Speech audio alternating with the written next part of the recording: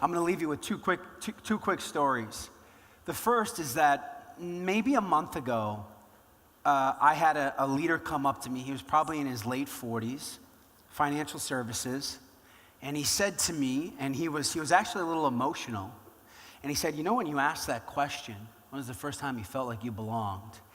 He's like, I don't know that I've ever felt like I've really belonged. And I got to tell you, it just rocked me because it hadn't, shame on me, but it hadn't occurred to me that a room full of leaders at that age, I sort of expected that at that point, you know, maybe they would have somehow manifested that, to have never felt like he belonged. And then we went a little bit deeper and we said, if you really think about what belonging means, to belong to a group is to what? What does that mean? It's to feel what? Accepted and safe. If you think about that word accepted, so belonging is about feeling accepted into a community, into a group, into the tribe, which again is at a DNA level for us, because from our tribal nature, if you weren't accepted into the group, it literally was a death sentence. Right? If you were not in and connected into the tribe, you could not go alone. But the ultimate form of acceptance, if we really distill it down to its core, what's the ultimate expression of acceptance? Love. It's love. Now here's the question for us to consider. Is it possible to create experiences as leaders for other people to belong if you don't feel like you belong? So if I don't feel like I belong, I can't help other people feel like they belong. And the first place I can start to create belonging for myself is to fully accept myself. To love myself all the way. And if I'm completely honest with you, as I stand before here and we started to do this work, I'd ask myself, do I always accept and love myself completely? When am I my own worst, harshest critic? All the time.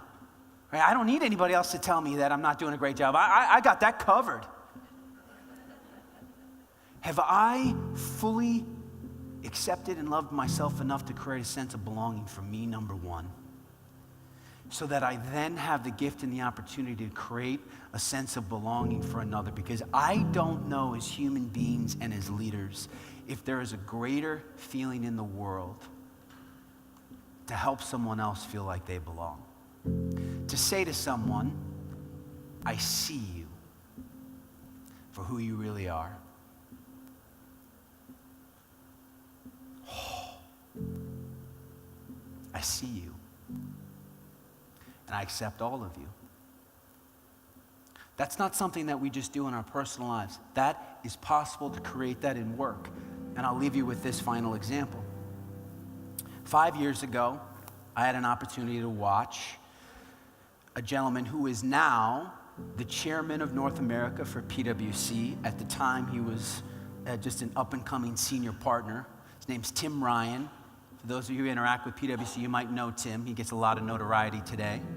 And Tim was speaking to a room of 4,000 senior associates. Their senior associates there are at the 4 or 5 year mark, which in the Big Four is a huge inflection point of turnover for them, because for 4 years, so some of you know, they just absolutely grind them, 100 hours a week. And at the 4 year mark, they've got enough references and clients, and they can put PwC on their resume that a lot of times they bounce.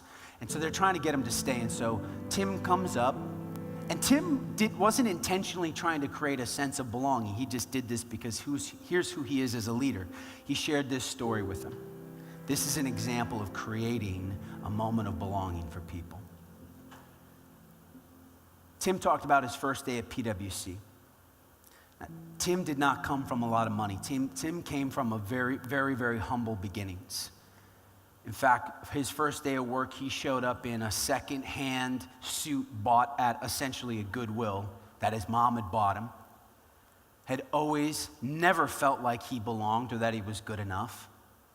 And he enters down into this little basement office in New York City. This is in the early 90s. Some of you were working, some of you were shirt.